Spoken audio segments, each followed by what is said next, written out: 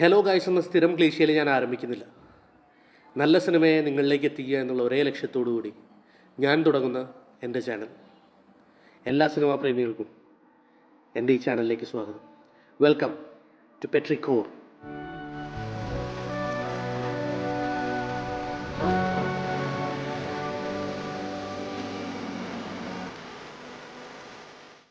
When the elephants walk, the forest works with them. കഥ തുടരുമെന്ന title സോങ്ങിൽ തുടങ്ങി കൺമണിപ്പൂവിലൂടെ പേമാരിയിലേക്കൊരു transition. കുറ്റം പറഞ്ഞവരും കളിയാക്കിയവരും അഭിനയം പഠിക്കാൻ പറഞ്ഞവരും ആ മനുഷ്യൻ്റെ വൈഭവം മറന്നുപോയവരെല്ലാം ഇതോടുകൂടി അതെല്ലാം തിരുത്തി പറയും എന്നുള്ളത് ഉറപ്പ്.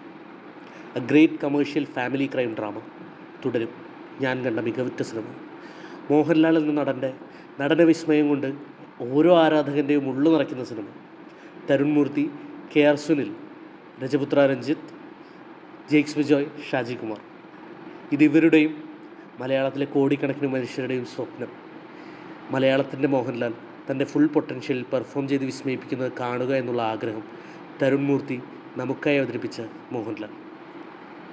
അയാളുടെ കഴിവിലും അയാളുടെ വിശ്വാസത്തിലും ആളുകൾ സംശയിച്ചു തുടങ്ങുമ്പോൾ, അയാൾ സൃഷ്ടിച്ച ചരിത്ര നിമിഷങ്ങളും അയാൾ തൻ്റെ നടന വൈഭവം കൊണ്ട് വിസ്മയിപ്പിച്ച കഥാപാത്രങ്ങളും ഈ ലോകം മറന്നു തുടങ്ങുമ്പോൾ, അദ്ദേഹം ആരാണെന്ന് ഒന്നുകൂടെ ഈ ലോകത്തെ കാണിച്ചു കൊടുക്കുക, ഓർമ്മിപ്പിച്ചു കൊടുക്കുക.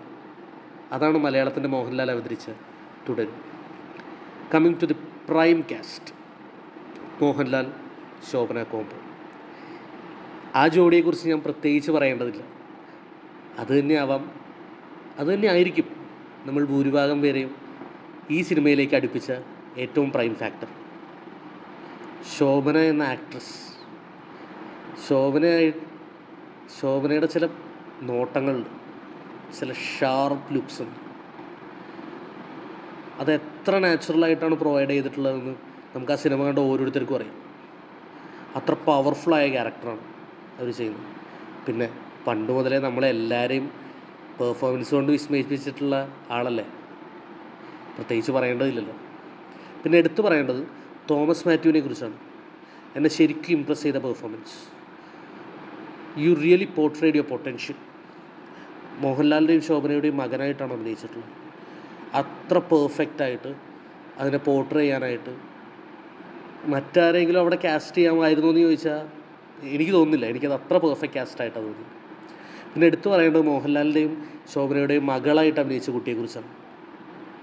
ആളുടെ പേര് ഞാൻ സെർച്ച് ചെയ്തെങ്കിലും എനിക്ക് കിട്ടിയില്ല. അതാരാണെങ്കിലും കൺഗ്രാജുലേഷൻസ്. അത്ര നാച്ചുറലായിട്ടാണ് ചെയ്തിട്ടുള്ളത്, അത്ര പെർഫെക്റ്റായിട്ടാണ് പോർട്രേ ചെയ്തിട്ടുള്ളത്. ആ കുട്ടിയും തോമസ് മാത്യുവും ആണ് ശരിക്കും ആ മോഹൻലാൽ ശോഭന കോംബോ അത് എല്ലാം കൂടി ഒരു ഹോം ഫീലിംഗ് കൊണ്ടുവന്നത് ആ കുട്ടിയുടെ എലമെൻ്റ് അതിൽ എക്സിസ്റ്റ് ചെയ്യുന്നതിലൂടെ എന്നാണ് എനിക്ക് ഫീൽ ചെയ്തത്. എൻ്റെ പേഴ്സണൽ ഒപ്പീനിയനാണ്. പിന്നെ ഫർഹാൻ ഫാസിൽ ഇതിലൊരു ഇമ്പോർട്ടൻറ്റ് ക്യാരക്ടർ ചെയ്തിട്ടുണ്ട്. അത് നല്ല ശരിക്കും ഡെപ്തുള്ളൊരു ക്യാരക്ടർ തന്നെയാണ് പോർട്രേ ചെയ്തിട്ടുള്ളത്. അത് നന്നായി തന്നെ ചെയ്തിട്ടുണ്ട്. പൊതുവേ അങ്ങനെ ഒരുപാട് പടങ്ങളിൽ ആൾക്ക് അത്ര ഇൻഡെപ്ത് ക്യാരക്ടേഴ്സ് ഹാൻഡിൽ ചെയ്ത് ഞാൻ കണ്ടിട്ടില്ല. ഇതിൽ വളരെ നന്നായി തന്നെ ചെയ്തിട്ടുണ്ട്. അതുപോലെ തന്നെ ആർഷ ബൈജുവിനും നല്ലൊരു കഥാപാത്രമുണ്ട്. ഇതിൽ അഭിനയിച്ച ബാക്കി എല്ലാവരും അവരുടെ ക്യാരക്ടേഴ്സിനെ കറക്റ്റ് മീറ്ററിൽ പ്രസൻറ്റ് ചെയ്തിട്ടുണ്ട്. അതിന് ശരിക്കും ഫുൾ ക്രെഡിറ്റ് കൊടുക്കേണ്ട ഡയറക്ടറിനാണ്. സ്റ്റിൽ ക്യാരക്ടേഴ്സിനും അവർ പോർട്രേ ചെയ്ത കാസ്റ്റിന് അത്രയും ഇമ്പോർട്ടൻസ് കൊടുക്കേണ്ടതുണ്ട്. പിന്നെ ഇതിലേറ്റവും പിവട്ടൽ ക്യാരക്ടേഴ്സ്, സാക്ഷാൽ മോഹൻലാൽ എന്ന നടന് പോലും കോമ്പറ്റീഷൻ കൊടുത്ത രണ്ടുപേരും. ഹെലോ എന്ന് കേൾക്കുമ്പോൾ ഉള്ളു വിടയ്ക്കും വിധം തൻ്റെ അവതരണ ശൈലിയാൽ ഞെട്ടിച്ച ഒരു debut, the elegant and villainous Prakash Varma. എവിടെ ആയിരുന്നു ഇത്ര കാലം എന്ന് തോന്നിപ്പോയി. What a man. നല്ലൊരു പ്രോമിസിങ് ആക്ടർ. ഇനി അങ്ങോട്ട് ഒരുപാട് അവസരങ്ങൾ കിട്ടുമെന്നുള്ളത് ഉറപ്പാണ്. ഇനിയും ഞങ്ങളെല്ലാവരെയും ഞെട്ടിക്കുന്ന പെർഫോമൻസുകളായിട്ട് വരട്ടെ എന്ന് ആഗ്രഹിക്കുന്നു. ഇനി ഈ പറഞ്ഞ പ്രകാശ് വർമ്മയുടെ ജോർജ് സാറായിട്ട് നിറഞ്ഞാടുമ്പോഴും ആൾക്ക് പോലും കടത്തിവെട്ടാൻ സാധിക്കാതെ പോയത് ഒരൊറ്റ ക്യാരക്ടറിനെ, Benny sir. Yes, Binu Pappu in Tharun Moorthy film. അത്രയും മതിയല്ലോ ആ ക്യാരക്ടറിനും ആ മനുഷ്യൻ്റെയും റോളിൽ കിട്ടിയിട്ടുള്ള റേഞ്ച് എന്താണെന്ന് മനസ്സിലാക്കാനായിട്ട്. Coming to the music element, മ്യൂസിക്കും ഫ്രെയിംസും ഈ സിനിമേൻ്റെ ഏറ്റവും ഇമ്പോർട്ടൻറ്റ് പാർട്സാണ്. അതിൽ തന്നെ ജെയ്ക്സ് ബിജോയ് ആളുടെ കരിയറിൽ തന്നെ ചെയ്തിട്ടുള്ളതിൽ one of the finest വർക്ക്സാണ്.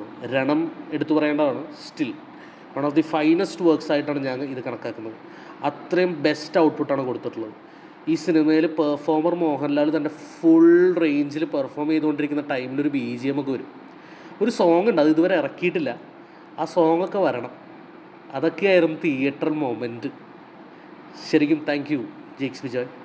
Cinematography by Shajikumar. നേരത്തെ പറഞ്ഞ പോലെ മോഹൻലാലിൻ്റെ നടൻ്റെ ഓരോ സങ്കീർണ ഭാവങ്ങളും അത്ര പെർഫെക്റ്റായിട്ട്, അത്ര കൃത്യതയോട് കൂടിയിട്ട്, അത്രയും മനോഹരമായിട്ട് ഒപ്പിയെടുത്തിട്ടുണ്ട് ഓരോ ഫ്രെയിമിലും. അത്ര കിടിലം ഫ്രെയിംസ് ആയിരുന്നു. ഇനി പറയാനുള്ളതാണ് the backbones of the film. Writer, producer and director. Writer KR Sunil.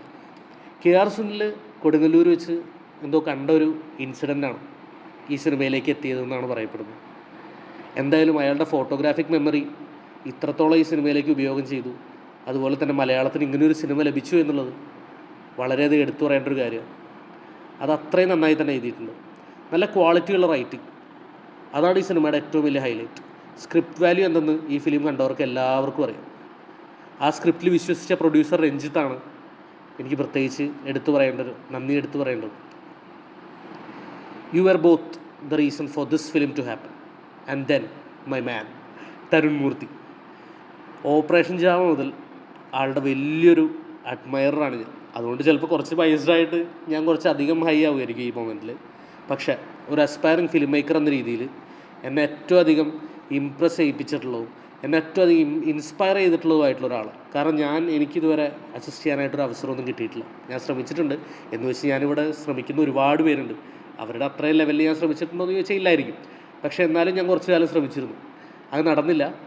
അതുകൊണ്ട് തന്നെ ഞാൻ എൻ്റെ സ്വന്തം ഷോർട്ട് ഫിലിംസായിട്ട് മുന്നോട്ട് പോകാം, അതിനുശേഷം എനിക്കൊരു സിനിമ ചെയ്യാനുള്ളൊരു അവസരം ലഭിക്കും എന്നുള്ള വിശ്വാസത്തിൽ നിൽക്കുന്ന ഒരാളാണ്. എനിക്ക് ഏറ്റവും വലിയൊരു ഇൻസ്പിറേഷൻ തന്നെയാണ് തരുൺ മൂർത്തി. ഈ പടം അനൗൺസ് ചെയ്തപ്പോൾ മുതൽ ഞാൻ എനിക്കറിയാവുന്നവരോടും എന്നെ അറിയാവുന്നവരോടും പറഞ്ഞിട്ടുള്ളൊരു കാര്യമാണ്, ഞാൻ വെയിറ്റ് ചെയ്യുന്നത് L360ക്ക് വേണ്ടിയാണ്. തരുൺ മൂർത്തിയുടെ മോഹൻലാലിന് വേണ്ടിയാണ് ഞാൻ വെയിറ്റ് ചെയ്യുന്നതെന്ന്. Tharun Moorthy, the man behind the marvel. Thank you my inspiration for making me a more ardent admirer of your works. എന്തെങ്കിലും സാറിൻ്റെ കൂടെ വർക്ക് ചെയ്യാൻ സാധിക്കണേ എന്നുള്ള ആഗ്രഹത്തിൽ ഞാൻ നിർത്തുന്നു. Thudarum is a brilliant film with multiple layers in every character portray.